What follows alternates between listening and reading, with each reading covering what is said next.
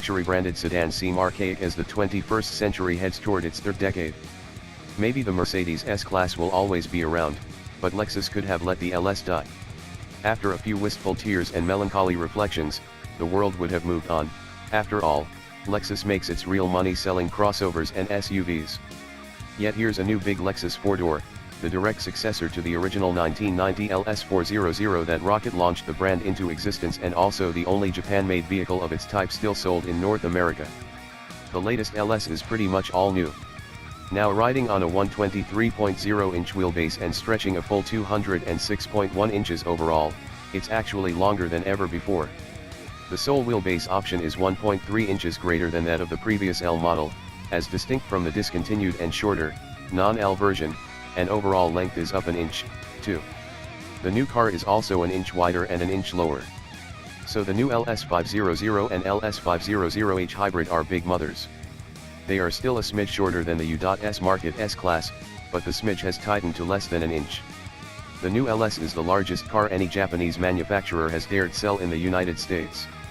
And as is increasingly common in this class, both versions are available with either rear or all-wheel drive. Sayonara, V8. Whereas every previous generation LS has relied upon V8 engines for propulsion, the new one is a V6 only proposition. The standard engine is the new V35 AFTS direct-injected, twin-turbocharged DOHC 24-valve V6.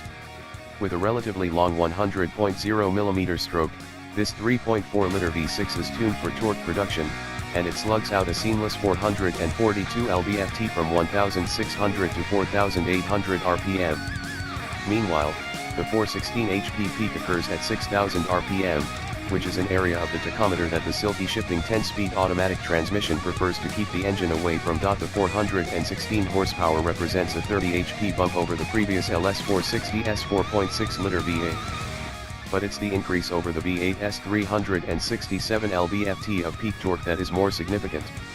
Although the V8 delivered good low-end wallop, its torque peak was up at 4,100 rpm.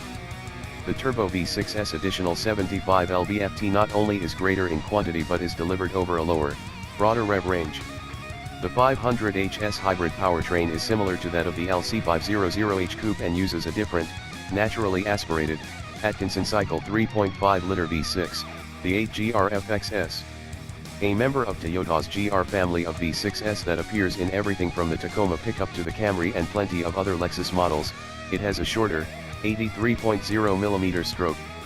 In this application, Lexus rates it at 295 horsepower before adding in the whirring electric motors. In Lexus speak, those electric motors are motor generator 1 and motor generator 2. Both are water-cooled, permanent magnet units responsible for both propulsion and regenerative braking, and they're fed by 84 lithium-ion cells.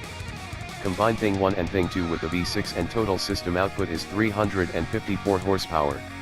The trick element in the hybrid system, however, is the transmission that Lexus rather humbly describes as a multi-stage hybrid. The dauntingly complex transmission uses a 4-speed planetary gearbox coupled with the elements of a hybrid's continuously variable transmission. The two halves are effectively programmed to make a 10-speed automatic transmission while still allowing for some all-electric motoring.